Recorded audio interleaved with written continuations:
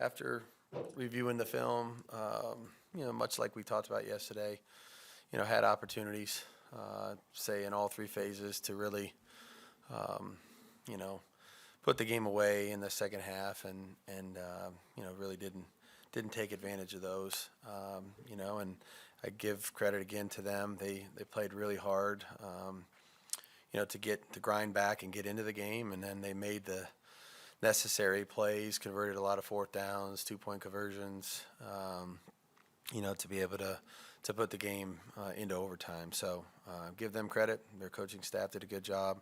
Their players did, and like I said, they made one more play than we did. So we'll improve. We'll be able to see a lot from this tape, and obviously we're going to need to do that as quickly as we can. Josh, when you say putting a game away, especially offensively, what do you feel like that boils down to? Is it simply execution? Is it like what combination goes into that? I wouldn't say there's one thing. Look, when you get a lead and you have a lead in the second half of an NFL game, and you're playing offense, you have to maintain the ability to be aggressive, even though the other team's going to maybe do some things to try to get the ball back or create some negative plays or turnovers to try to swing the game back in their favor.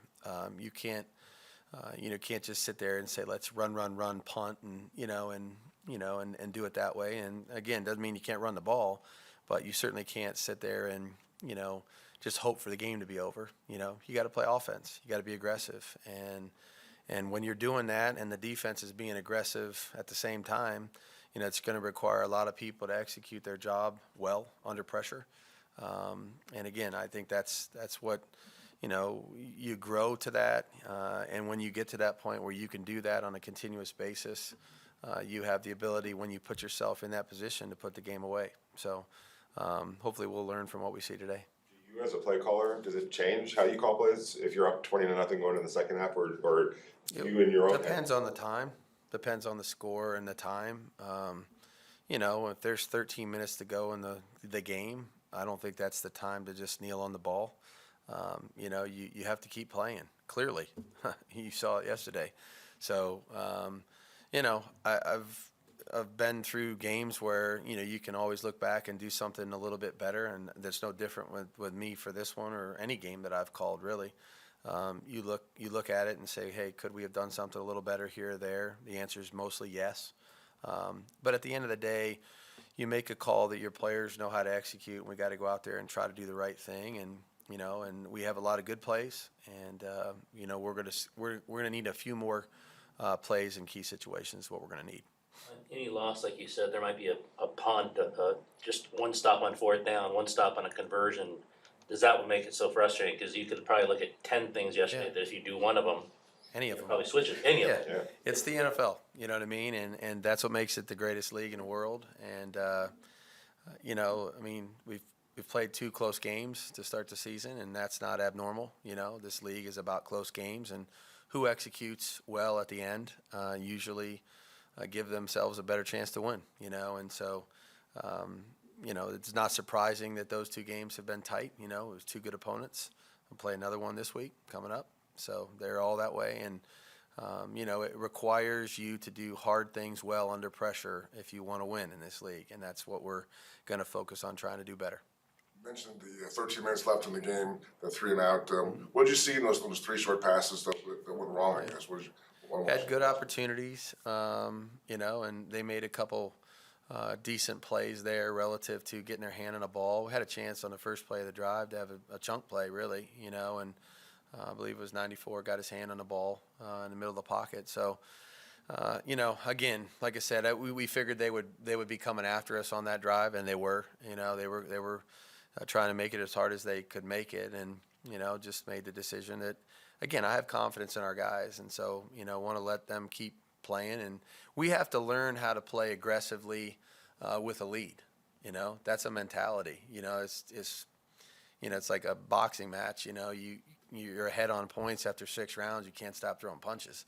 You know what I mean? You got to keep fighting. You know what I mean? And sometimes, when you get your team, into that mindset, that they can maintain their aggression and not put themselves at risk, which that's totally doable, then they play better and you just keep the pressure on the other side. You can't ever feel like, well, it's their turn to apply pressure on us and we can't do anything about it. You know what I mean?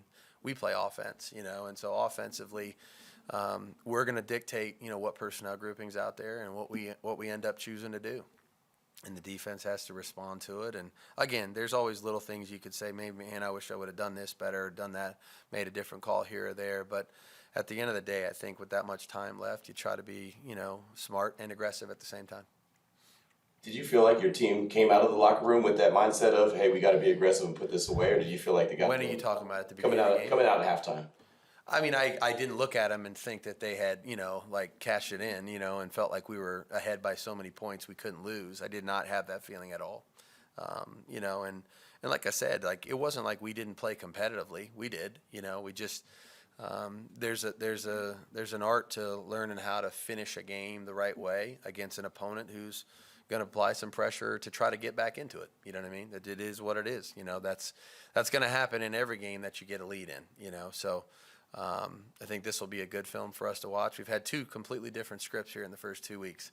We're behind at halftime by a couple touchdowns, and now we're ahead by 3, and we're going to have to figure out, how to learn from both of those and do it better the next time.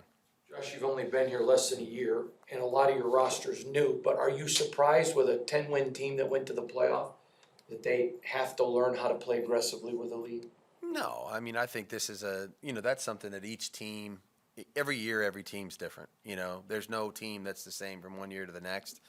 So whether it would be me or somebody else or these guys or another team that we're talking about, each team has to learn how to continue to play, and do the right things over and over and over again. The teams that win at the end have to go back through that process. I mean, that's been clear every year. So. And the two teams that were in the championship game last year, they're 1-3 right now. You know what I mean? So it is what it is. That's the nature of this league. And, you don't ever get a pass, like, hey, we'll just graduate last year's, process to this year's process. You got to go back through and earn it again, and starts with me. I don't get any points for what I've done in the past. Neither does anybody else. And we're going to have to go through these growing pains together. And that's part of the National Football League regular season. Update on Hunter Renfrow? I do not have any update yet on Hunter. Josh, you guys have found some success running in spurts in both of the first two games, but you only, I think, you're averaging 17 rushes per game. Is there room to find some more carries? Yeah, I'd say the big thing for us yesterday was, we found ourselves with penalties, which has been, we've kind of stayed away from that. And I thought the penalty situation yesterday, we didn't do a great job of keeping ourselves ahead of the down and distance. We had 1st and 15, 2nd and 15, 1st and 20, 2nd and 17. And so those situations themselves can become problematic relative to just being consistent, in terms of runs and continuing to run the football. So we fully had the right idea there to do that and establish ourselves in that regard. And I thought JJ ran hard yesterday. Thought he made some yards on his own. I thought, we gave him an opportunity to get started, and we got to do a better job of playing a cleaner game on offense. We had some runs called back too, a couple of big ones that were called back. So, our hand placement, where we have our hands, the decisions we make, we had a couple of procedure penalties. So we just got to clean up our whole operation offensively and stay ahead of the down and distance, and I think the running game will come to us. Coach, as you prepare for the Tennessee Titans, excuse me, one player who may not be a household name but plays at an all-pro level is Jeffrey Simmons. Can you talk about what he brings to the table in terms of from the interior as a pass rusher but also as a two-gap space eater? Yeah, that's a pretty detailed question. I'm not sure I'm quite ready for that yet, but no, you're exactly right. Simmons is he's a load. We played against him last year. He's a 3-down player for sure. Does a great job of being disruptive in the running game. Can penetrate and create negative plays. And then is one of those guys that's an interior pass rusher that you really have to spend a lot of time talking about because he can disrupt your pocket in a hurry. So one of the better interior linemen in the National Football League, I'd say, no question about it. So be a big challenge for us this week. Josh, Dylan nobody plays a perfect game, but a rookie in his first start as center sure looked like he played a pretty solid game. Would you give us your analysis? Yeah, did a good job with his communication for the most part. I think that was obviously that's always number one when you're playing center. I thought he did a good job of helping set the table for his teammates, and tried to play physical and aggressive. Had a few things that he, that we'll be able to coach technique-wise for him to do better, whether it's protection or in the running game. But I was not disappointed in Dylan Parham at all.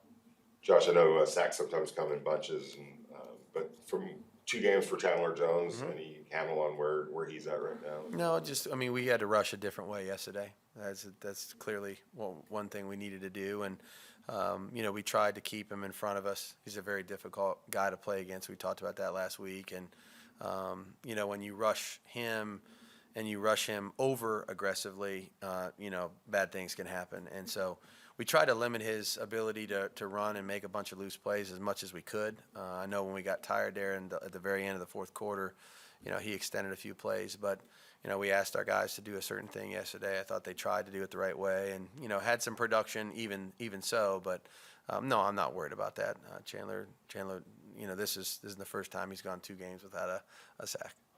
Were you guys rushing more guys early on in the first half and kind of back off a little bit, or was this Not the same. We had a couple. We had a couple where we were rushing 5s, a couple where we were rushing 3. You know what I mean? We mixed it up pretty good yesterday in terms of overall, but wasn't one thing or another. 2 more, Adam and then Paul.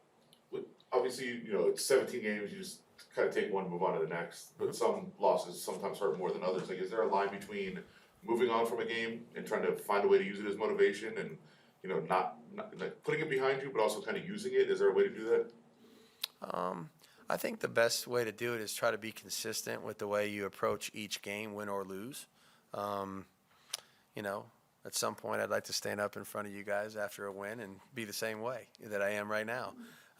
There's things to be gained each week, you know what I mean? And I think as a leader, and I think we have a lot of good ones in our locker room, you can't, get too high with the highs and too low with the lows. It's a long season, and each game provides you opportunities to learn about yourself and what you might be able to do better as you move forward to become the team you want to become. And so I think that, this one stings. I know all of them sting, when you lose. We pour a lot of ourselves into it each week. The guys put a ton into it in terms of their effort. And so I feel bad for them. We're going to try to do everything we can to change the results. But I think the right thing to do is to take it for what it is. It's a one game to learn from, take as much as we can from it, and then process it. And then at the end of the day, it's Titan. It's on to the Titans. So that's the best we can do. When you say you guys need to learn how to play aggressively with the lead, how does your play calling factor into that to make things more aggressive? Yeah. A lot of people will say it was just passing the ball, with a lead. And, I think that's maybe part of it. But I think, if maintain your aggressiveness in terms of opportunities to make plays as opposed to take too many things out of the offense that you feel like give you that opportunity, And I think sometimes you battle that. You battle it as a play caller. You battle it as a player. It's human nature, You have a lead, you want to try to protect it, and sometimes the feeling would be, well, if we just don't risk anything, then maybe we'll be okay. I've never felt that that's really the right thing to do, because the other side, they're still playing too, and so even though you have a lead offensively, it doesn't mean you have enough points. And so in order to score enough to win, somebody'd have to tell me at halftime, here's the magic number. I don't know what that is, and I've seen teams, and we saw a bunch of them yesterday. I didn't see every game, but I kind of, was made aware of it. There's a bunch of games where like teams had 14, 20 points leads, including us, and then the other team comes roaring back, so offenses can score points in bunches in this league. We know that, and I just think that when you have a lead, you got to be careful about thinking you have enough, and so the defensive coordinators are usually going to get a little bit more aggressive to try to make some plays, and at the end of the day, it comes down to our overall execution. Whether we're running it, throwing it, drop back, play action, tossing the ball, draw, whatever the play is, if we execute it, well enough, we're going to give ourselves an opportunity. And we had plenty of them. We had plenty of opportunities to win the game in both phases, really. The kicking game was a little less as the game wore on, but offensively and defensively, we had plenty of opportunities. We're just going to have to make, one more than they do. Yep, thank you. See you guys.